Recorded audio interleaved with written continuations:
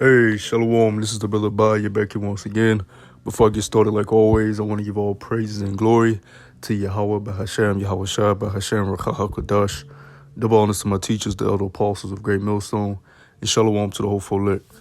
I'm going to title this, A Time Appointed, touching on the topic of judgment, because when we say that the Edomites need to go into slavery, or that the Edomites are going into slavery, which you Edomites are you so-called white people, you Caucasians, you Europeans. When we say that you're going into slavery, a lot of times people look at it as, well, times have changed and, what they did was in the past and, you should forgive them or, whatever they come up with to try to say that we're wrong. What you have to understand is when a person does something or when a nation of people, does something, your creator, right, the Most High, he has already appointed a time of judgment for you or that nation, right? So regardless of what happens after that, right, regardless of what happens after the iniquity that you've done or the deed that you've done that's worthy of judgment, all right, regardless what happens after that, there's already been a time appointed for you to receive a judgment for that action. And people don't understand that. People don't get that, right? Just like us, primarily as the Southern Kingdom, Judah, Benjamin, and Levi, the so-called Negroes, Haitians, Jamaicans, all right? Even some of Southern Kingdom and you Dominicans, when we came on them slave ships, that was a time appointed of judgment, going back to the contract that we made with our Most High Power Yahweh through Moses. All right, the first covenant. We broke that. We didn't uphold. All right, the intricacies of that contract. So we received the judgments. All right, that were tied into that contract if we didn't follow what the Most High wanted to follow. So regardless if the judgment came immediately, all right, or hundreds of years after, there was already a time appointed that judgment would take place. So regardless of how you feel about the so-called white people, regardless of how you feel about America, this place has been built on bloodshed. This place has been built on lies. This place has been built on hypocrisy, secret societies, witchcraft, all type of abominable things that the Most High hates, and he's already appointed a time of judgment for this place. First scripture I want to get is over here in let me see. Let's go to Proverbs chapter 28.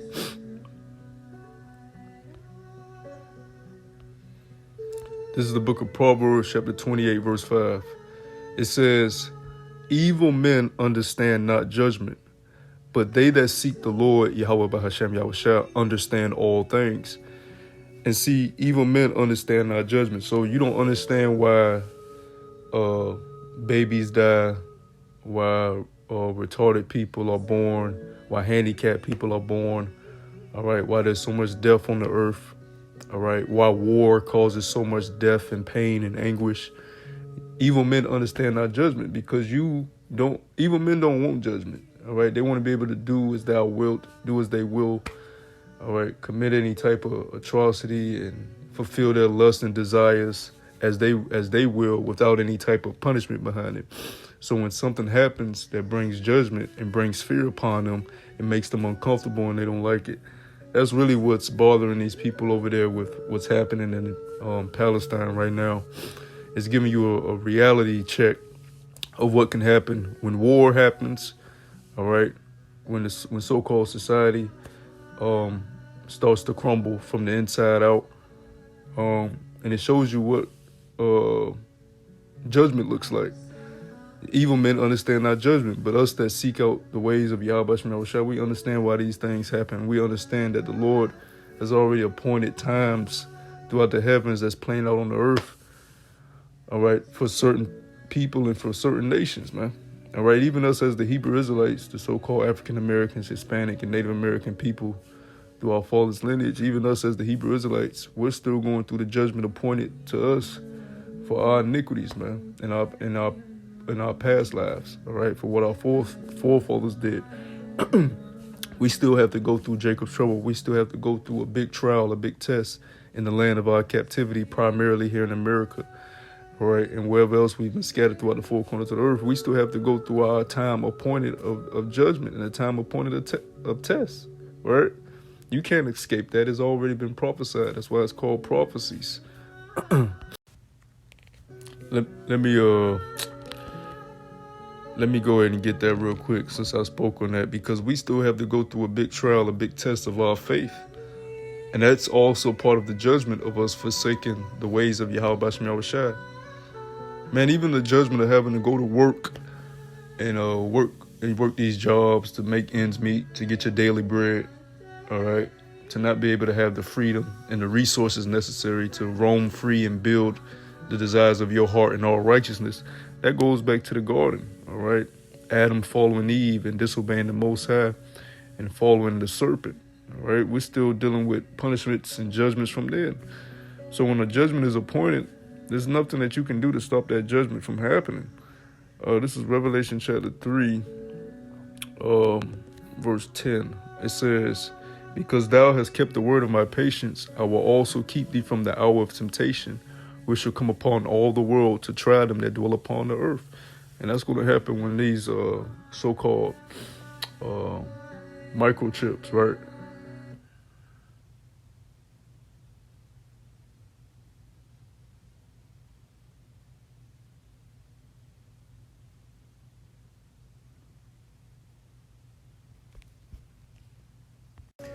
These microchips, which is the charagma, all right, known as the mark of the beast, is going to be instituted throughout the four corners of the earth to try the people of the earth.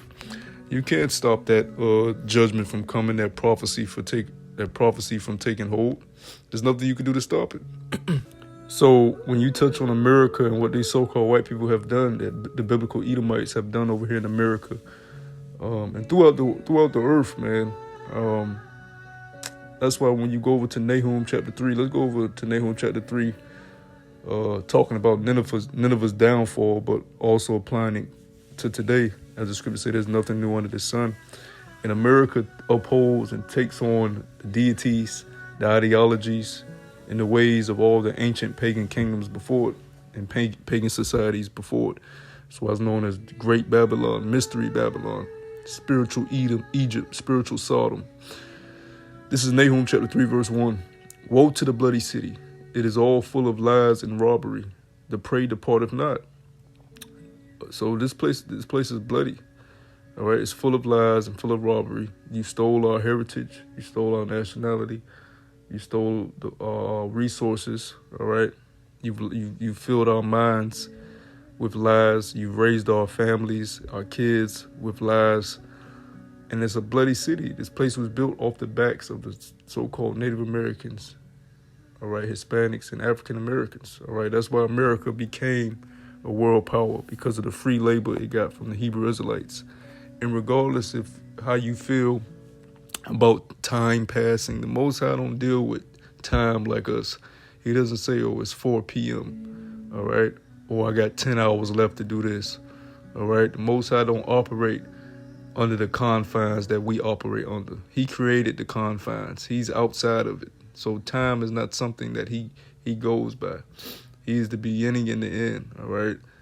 So when you do something that's worthy of judgment, there will be a time where you have to pay for that judgment, whether it's 500 years later in your time or 1,000 years later in your time. You're going to have to pay for it, all right?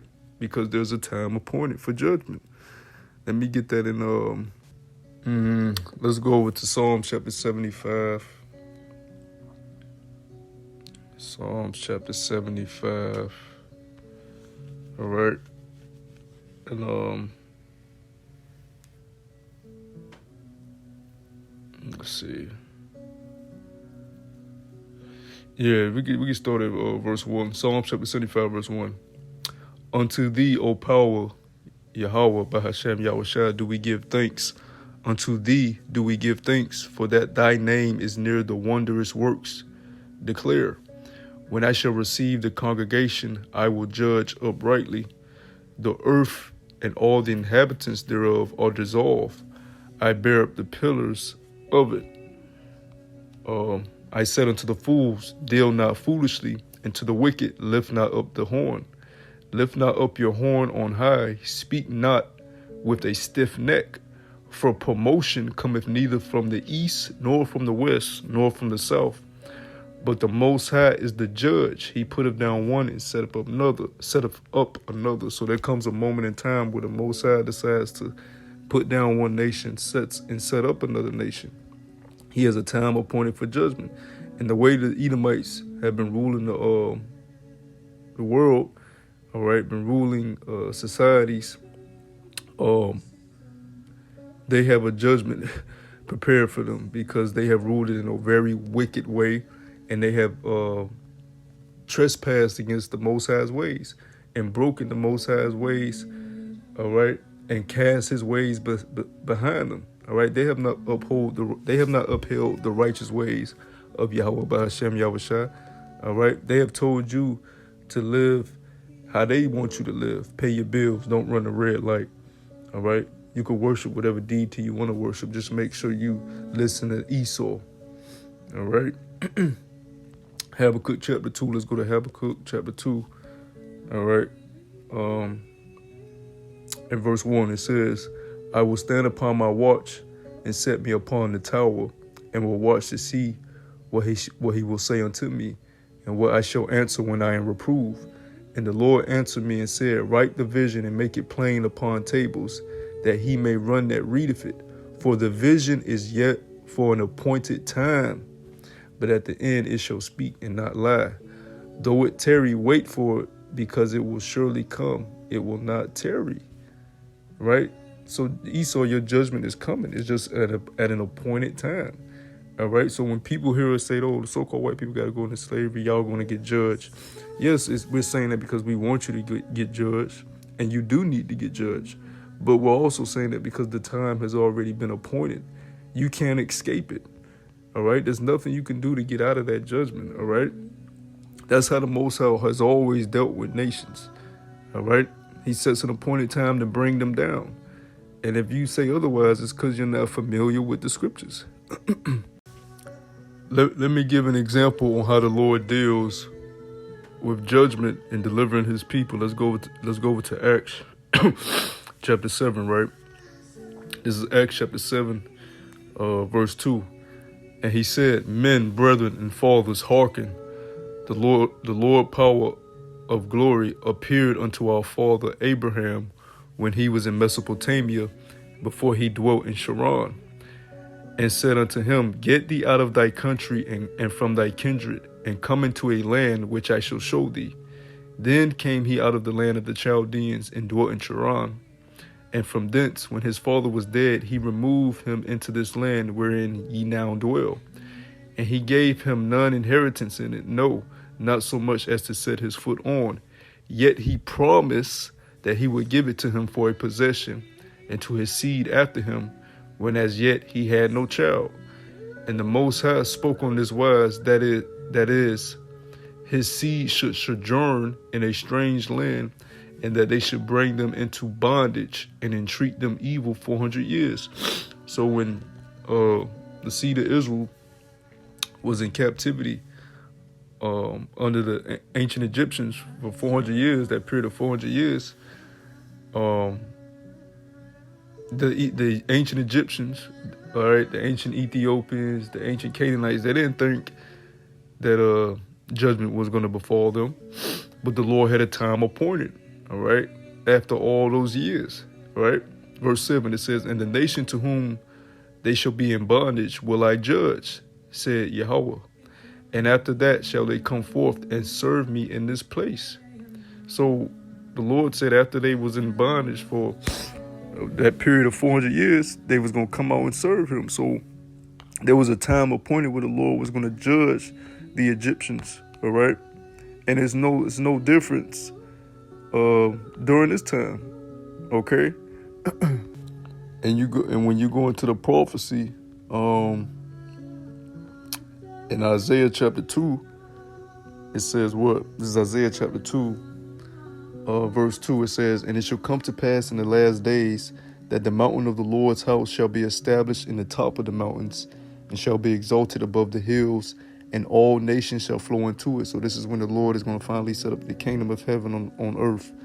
Verse 3, "And many people shall go and say, Come ye, and let us go up to the mountain of the Lord, to the house of the power of Jacob. And he will teach us of his ways, and we will walk in his paths. For out of Zion shall go forth the law, and the word of the Lord from Jerusalem." All right, right now the law of the earth is not coming out of the land of Jerusalem. There's still a lot of chaos and war going on in that land. Verse 4, "And he shall judge among the nations, and shall rebuke many people. And they shall beat their swords into plowshares, and their spears into pruning hooks. Nation shall not lift up sword against nation, neither shall they learn war anymore." So, but when the Lord gets ready to set up his kingdom of heaven on earth, he's going to judge all the nations. You can't put that off and say that's not going to happen. All right. And when he goes with a candlestick to survey out the iniquities of these nations, and he see what the Edomites have done on the earth, you so-called white people, what judgment do you think you're going to get? You're going to get the judgment of the wicked. That's why there's a book of Obadiah speaking about the judgments of the Edomites and what's going to happen to them in the last days. All right, because Esau is still ruling. All right, the scriptures tell you that Esau is the beginning of the world. Esau is the end of the world, and Jacob is the beginning of it that followeth. So before Jacob gets the kingdom of heaven, Esau is going to be ruling. All right, let's get that in Obadiah, verse 15. The book of Obadiah, verse 15. "For the day of the Lord is near upon all heathen. As thou hast done, it shall be done unto thee. Thy reward shall return upon thine own head." Right? "For as ye have drunk upon my holy mountain, so shall all the heathen drink continually. Yea, they shall drink, and they shall swallow down, and they shall be as though they had not been." So you got rich and fat off of the blood, sweat, and tears of the Hebrew Israelites. Where the Lord said, "Thy reward should be upon thine own head." There's a time appointed for your judgment, right? Verse 17. "But upon my Mount Zion," let's read that again. "But upon Mount Zion shall be deliverance, and there shall be holiness. And the house of Jacob shall possess their possessions, and the house of Jacob shall be a fire, and the house of Joseph a flame, and the house of Esau for stubble, and they shall kindle in them and devour them. And there shall be no more remaining of the house of Esau, for the Lord power Yahweh have spoken it." And that's when that time of judgment is going to take forth and take place on the Edomites. All right. So when you hear us talk about judgment coming, or judgment needs to come, or these nations are going into slavery, it's not just because we want it to happen, or because you deserve it. It's because the Most High has already appointed a time. All right. He's already appointed a time for these things. And the perfect scripture to wrap this up is over here in the book of let's get the book of Ecclesiastes. The book of Ecclesiastes. The book of Ecclesiastes, chapter 3. This is Ecclesiastes chapter 3, verse 1. "To everything there is a season, and a time to every purpose under the heaven." We are under the heavens. We live under the heavens, right? We live under the sun. We're on the earth. There's a time for everything. Verse 2, "A time to be born, and a time to die. A time to plant, and a time to pluck up that which is planted. A time to kill, and a time to heal. A time to break down, and a time to build up. A time to weep, and a time to laugh. A time to mourn, and a time to dance." Right? There's a time for everything. Let's go all the way down to verse 8. It says, "A time to love, and a time to hate. A time of war, and a time of peace." Right? So, look, man, there's a time to everything under the sun. And the time of judgment has already been appointed for everyone. Everybody must sit at the judgment seat of the Most High and receive for their works, what their works have done in the flesh. So I just wanted to do a video touching on that. Lord willing, this was edifying. Until the next time I say, Shalom.